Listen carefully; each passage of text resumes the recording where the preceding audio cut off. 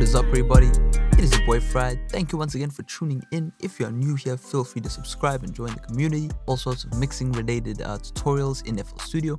But anyway, today we're going to be working on mixing your trap beats, you know what I mean, nice and simple and sweet, just to get that cleaner sound, you know what I mean. I see a lot of comments where people are produced by, you know what I mean, as their name, and it's only right to make a video for you guys. So yeah, I'll play what I have, and then we can kind of break down some techniques to get your drums sounding a bit harder and to get your melodies sounding cleaner. The kit I am using is brought to you by Cymatics today, you know what I mean. They have sponsored this video, so feel free to head over to the link in the description to download this kit.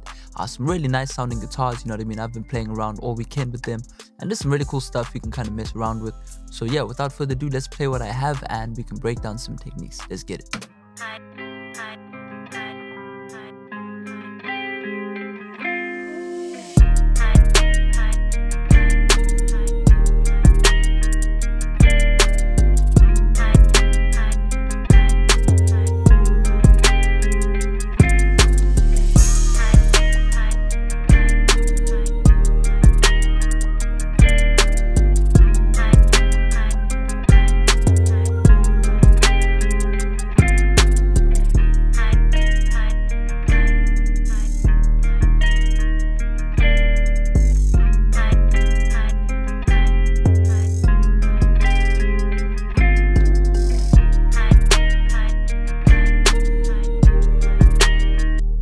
There you go, you kind of get an idea of what's going on. If you enjoyed the quality, feel free to stick around. If you enjoyed the sounds, check out the Cymatics link in the description. Post the kit, 100% free.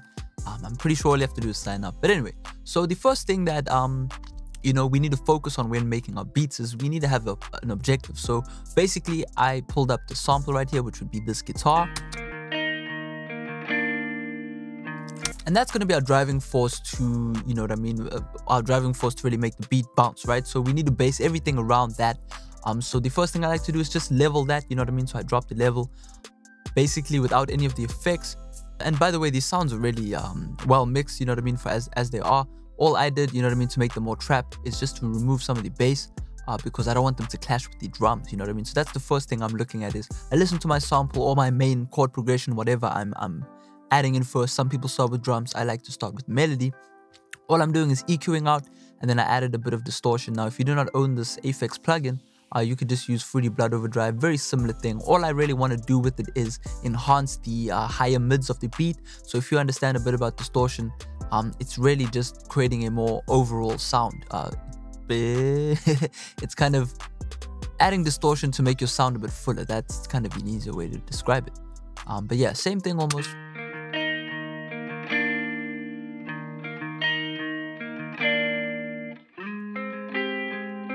Makes the sound a bit shinier, I guess, but yeah. EQ it without the EQ. You know, that would be too bassy to just throw in with some drums, so it is important just to EQ that out. So yeah, EQ your main element first. It's always important. It's gonna give you so much more space to, you know what I mean, make your beats. Next thing I do, I want to add my kick and snare, you know, the basics. So what we're gonna do is we're just gonna enable our hi-hats, kicks and snares, that kind of thing. So we can just take a listen real quick.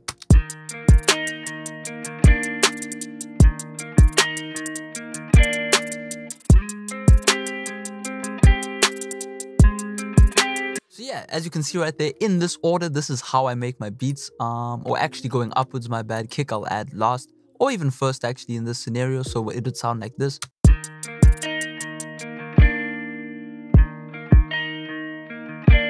And for those who know the secret, man, the rack kick, pretty much, you know, just type in rack kick, download, and you can get it. Bass Guide, I think, provided a download link for that. I'll actually provide a download link for that as well, the rack kick, so you can just get going with the production. Actually, you can have all these presets that I have, or these samples, my bad, as well. So you pretty much have everything that I have in this session. You've got the Cymatics samples as well as all the drum sounds. But yeah, what I like to do is just spend 10-20 minutes on leveling the kick, snare, and then the 808, you know what I mean, with the hi-hat coming before the 808.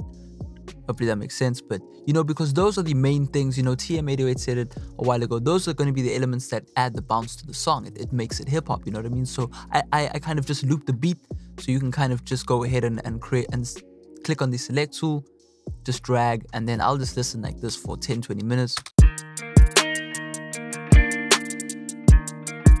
and just level the beat. Now, some kind of tips and tricks for leveling your beat.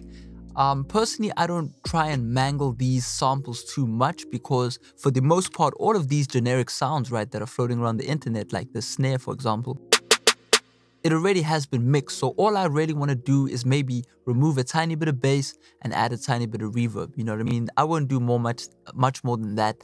But what I will do is parallel compress everything. So basically, I like to group all of my drums besides the 808, because it is technically a bass. All of these besides the kick, so we can kind of separate them. All of these are going towards this drum group right here. And then what I'll do is I'll actually send that whole drum group to a drum smash channel or a parallel compression channel. You can study that up if you like. But basically what that means is I have an exact duplicate of all of my drums going into this channel, and then I can manipulate that further. So what I'm doing is I'm EQing and then a bit of compression. Now, if you don't own this Waves plugin right here, you can just use a standard Fruity compressor and then an EQ as well. As you can see what I'm doing, this is a nice visual representation of what I'm doing, is just boosting 6 decibels at 100 hertz. It was 100 hertz, not 101. And just boosting a bit of the top end, you know what I mean, around 8,000 hertz. So I'm doing basically that. And then just making the you know, snares and stuff pop out a little bit more, around 2.6, 2.5. And all that's really doing, so if I boost that up,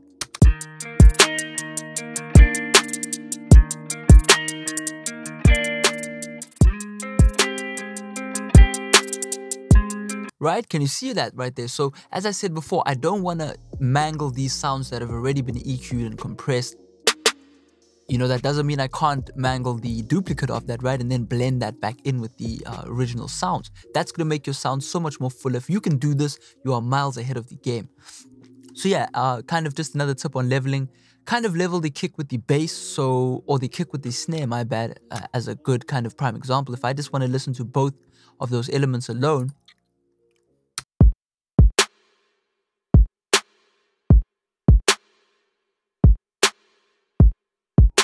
see, they both kind of hover around -3. It's so important for that, because that's going to give you the balance and tonality of a kind of well-balanced mix. You know what I mean? If you can get away with that, your mix is going to be sounding almost done. You know what I mean? Everything else is just going to fit into place. You'll always hear if the hi-hat's too loud.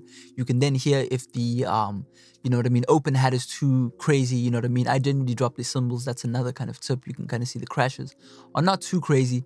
Where do we have some cymbals going on? Right around... well, we should have one there. You know, that's kind of sitting in the background. I don't want it to be this loud, you know, because that's painful towards your listener. And when you're listening in a car and the cymbal is really loud, it's really going to hurt your listener's ears. So kick and bass, kick and snare, my bad, leveled. Hi-hats and, you know, anything that is a cymbal, a hi-hat is technically a cymbal, kind of drop in the mix. Hi-hats, you can kind of get away with pushing a bit, you know what I mean, if you really want to get that trap vibe going on. Another little trick, as you can see, that I did with the cymatics loop is I just have my standard hi-hat, right, which is just pretty much a...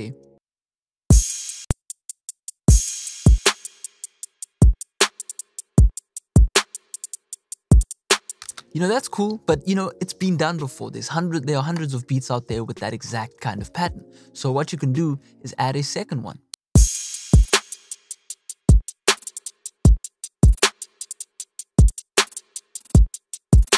So that's kind of cool, right? So I've got one which is kind of like that finesse. It's adding that little bit of glitter to it. You know what I mean? As you can see, it's got its own effects on it already. And then I've got my bass, right? Or the bass hi-hat really, which is just the foundation of it all. So those two things together, what you want to do is you just want to add a flanger to one of them. That's kind of what I generally do if I want to add that source on the hi-hats. You can add in effect tricks, all sorts of things that producers use. But this is basically just going to divide the two sounds so your ear hears them as two different things.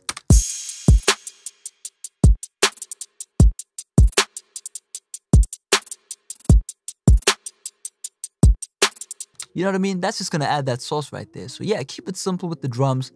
Kick and snare pretty much as loud as each other. Hi-hats and cymbals a bit low in the mix. You know what I mean? Really simple stuff.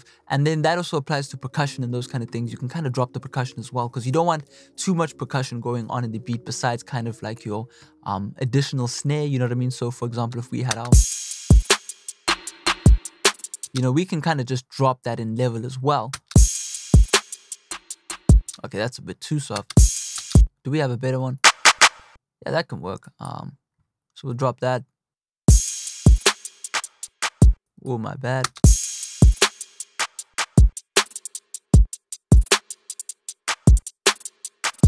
You know what I mean? You don't want it to be too loud, because then, you know, those are kind of rhythmic additions that you just want to bring in, you know what I mean, bring in here and there, just to kind of add that extra bit of swag to the beat.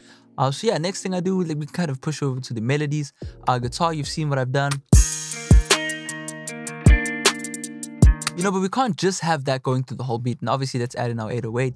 That's kind of the most important part of the beat, right? So what I've done with the 808 before I get to the melodies is add this bus color 4. Now, I know a lot of people use the Camel Crusher. Camel Crusher is cool, but, you know, by now it's kind of overused, you know what I mean? As well as the Fruity Blood Overdrive, which you can use as well. But the bus color is so cool because it has these 4 different distortion characteristics to them. So this is kind of my preset that I use. I kind of boost it all the way to 18 and then drop the output by, like, you know, 18 dB or even 12 dB, whatever, negative 12 dB. And then you can kind of just blend in the wet and dry so that you don't get the full distortion. Obviously, if you want that full-on grunge.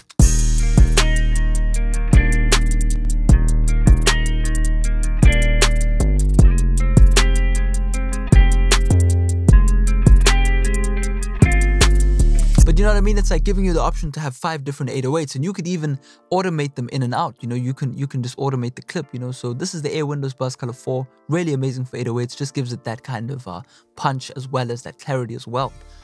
So yeah, melodies.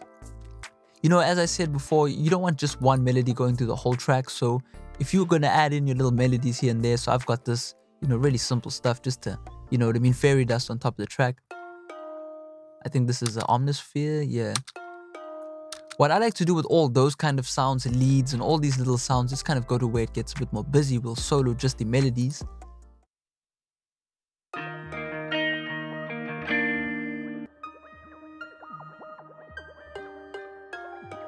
I like to group all of those other little sounds to one group. So we've got these leads and stuff channel right here, and just EQ them, just so they all sit in one space. You know what I mean? You don't want too many melodies all over the track. You know, that's a sign of kind of an unprofessional song, and it's also really hard to rap over that. So it's important to really categorize your sounds and level them, you know what I mean, depending on what they are. So leads and stuff can kind of be dropped in the mix. It's really just fairy dust. Have your main melody a bit louder, you know what I mean? Those kinds of things are really going to help you, you know what I mean, get better mixes and get better tracks. Just keep it simple and sweet. So yeah, additionally right here, I've kind of recorded my own voice right here. I won't solo it because it doesn't sound so good on its own, but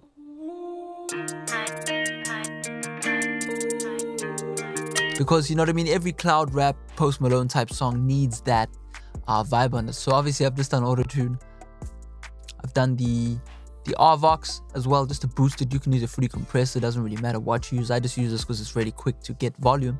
Flangus, really my favorite plugin for anything really that I need to kind of create a wet kind of vibe, you know what I mean, just to blend it in the mix. I use the default setting, so amazing on vocals. And then the Fruity Delay 3 just to kind of create a bit of a swing in the background. And then just a default Fruity Convolve as a reverb. And then boom, you've got this.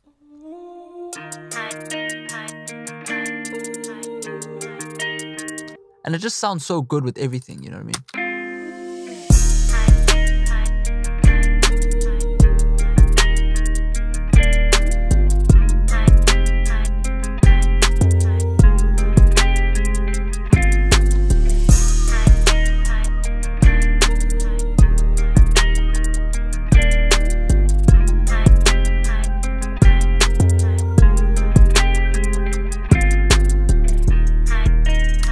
Yeah, pretty much as you can see with the mastering and limiting and all of that kind of stuff, I'm using 2 limiters so they don't have to work too hard on their own. 2 is better than 1, I would say, you know what I mean? Instead of me boosting this one to minus 12, I guess, if you add 4 to 8, you can do that with 2 limiters so they compress differently, you know what I mean? But yeah, generally, as you can see right here, minus 14.1 LUFS, that's a good level for YouTube. You don't have to crush your beats if you're going to be uploading beats to YouTube, because YouTube will naturally put it down if it's sitting at like minus 10 LUFS. Rather give the artist that is going to purchase the least from you a bit of headroom. So as you can see right here, I've turned the output gain down to like minus 1.5, just so that when someone raps over it, they can then limit it again and then not completely crush the song, you know what I mean? So just check where it's hitting.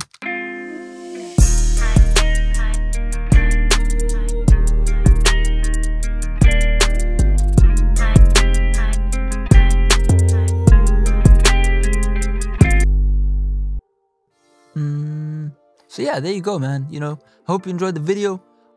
As I said before, download link to all of the samples I used in the description.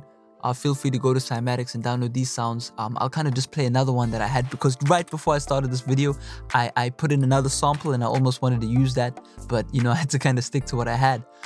But I'll just mute what I have right here, bring in this new sample, and then I had a different 808 pattern which I can bring in. We'll just mute the 808 we have, boom, and we can kind of just ride out to a whole new beat. So yeah, like and subscribe, show some support, you know what I mean, in the comment section and all that, and feel free to ask any questions, and yeah, have a good day. I'll check you out next time. Peace.